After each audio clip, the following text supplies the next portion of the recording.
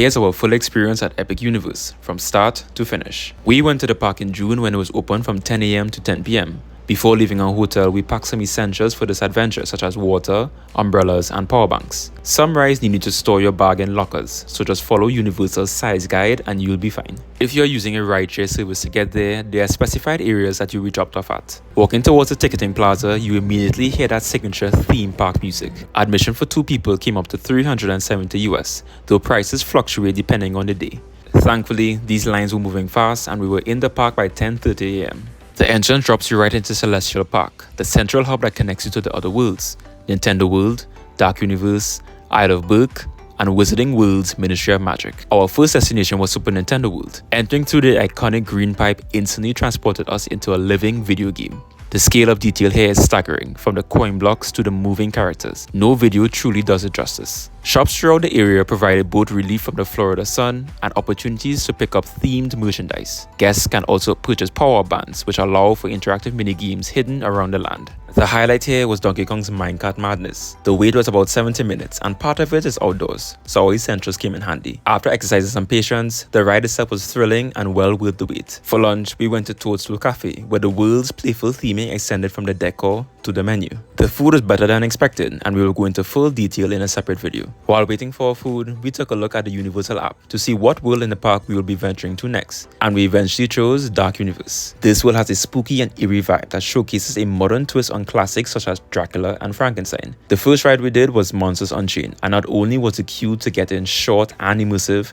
the ride itself was one of the best in the entire park. The next ride, however, was a good roller coaster, but too short considering the wait time you may have for it, and that's Curse of the Werewolf. We were just in time, however, for this flaming windmill exhibit, which through research apparently happens every 50 minutes in the park. We took a peek at what this world's gift shop had to offer, and then we were off to the next world, Isle of Berk. This will capture the spirit of How to Train Your Dragon with elaborate animatronics and sweeping designs. The ride we unfortunately stood in line for was Fire Drill, and this is definitely one we think you can skip out on. For us, it was slow, not as immersive, and we barely got wet throughout. But a tip would be that if you luckily did get soaked, there are actually these huge dryers you can tap and pay for if for some reason the Florida sun is not enough for you. The memorabilia in this gift shop was fun to see if you're aware of the movies, and you can even wait in line to visit Toothless. Last but not least was Harry Potter's world, Ministry of Magic.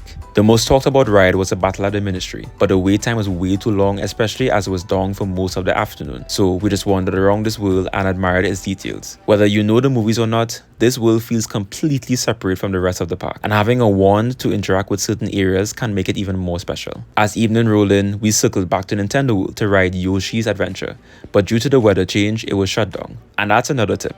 Out of the 11 rides at Epic Universe, 8 are completely outdoors, so if the weather changes, rides can be shut down. It was now dinner time and we had a reservation for Blue Dragon that we made prior. A separate full review of this place will be done as well, but we can say that the decor and service was great, but there were some misses at the time of our visit. Once dinner was complete, we got to experience Epic Universe at night, and it was truly a sight to see. As we exited the park, we called a Lyft to pick us up at the zone we chose to wait by. So, with some proper planning and research, your experience at Epic Universe can be a very enjoyable one, and we hope that our experience here can give you some further insight into your planning.